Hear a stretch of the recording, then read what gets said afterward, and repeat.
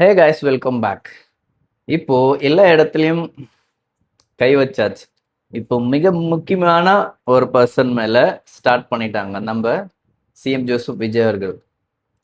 என்ன ஒரு விஷயம்னா, லஞ்சம். எல்லாம் லஞ்சம் தான். எவ்வளவு ஊழல் பண்ணியிருக்காங்க திமுகன்றத ஒவ்வொரு அதிகாரியா வெளியே வந்துட்டு இருக்காங்க. போன ஆட்சியில சென்னை கார்ப்பரேஷன், அதாவது சென்னை கார்ப்பரேஷன் மேயர் அவர் தான் வந்து அதுக்கு ஃபுல் கண்ட்ரோலாக இருக்காங்க. சென்னை கார்ப்பரேஷன் ஃபுல்லாக.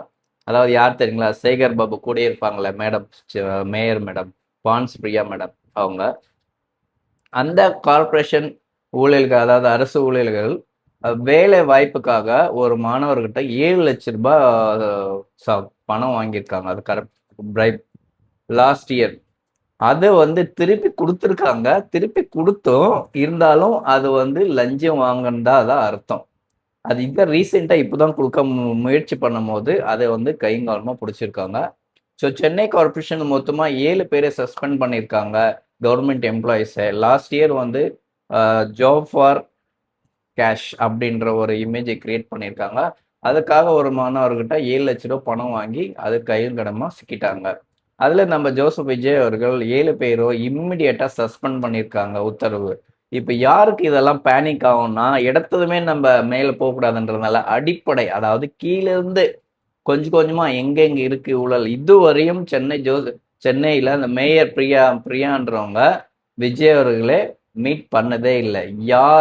இந்த புரோட்டோகால் படி தான் நாம் கட் பண்ணுவோம் ரிப்பன்னு சொன்ன ஒரு மேயர் பான்ஸ் பிரியா அவர்கள் அதே புரோட்டோகால் வந்து சிஎம் விஜய் மீட் பண்ணலை, இன்னொருத்தையும் மீட் பண்ணலை. ஏன்னு கேட்டிங்கன்னா, சேகர் பாபு அவங்க க்ளோஸ், ரொம்ப க்ளோஸ், எல்லாம் ஃப்ரெண்ட்ஸாக இருக்கலாம், நான் தப்பாக சொல்லலை. ஸோ இன்னொருத்தையும் விஜயை வந்து மேயர் பிரியா அவர்கள் சந்திச்சு இதே இல்லை. ஸோ அது அடிப்படையில் அதுக்கும் இதுக்கும் எந்த சம்மந்தமும் இல்லை. ஸோ கார்பரேஷன்லேருந்து வந்த இன்ஃபர்மேஷன் படி சென்னை கார்பரேஷனில் ஒரு மாணவர்கிட்ட 7 லட்ச ரூபா பிரைப் வாங்கியிருக்காங்க. அதனால வந்து பார்த்தீங்கன்னா 7 பேரை சஸ்பெண்ட் பண்ணியிருக்காங்க. இன்னும் கொஞ்சம் கொஞ்சமாக உள்ளே போக போக எங்கெங்க ஃபேக் பில் கிரியேட் பண்ணியிருக்காங்க, அதாவது அந்த 7 பேரை விசாரிச்சும் போது இன்னும் கொஞ்சம் தகவல் கூடுதலாக வந்திருக்கு. என்னன்னு பார்த்தீங்கன்னா, அதாவது சுமார் பல லட்சங்கள்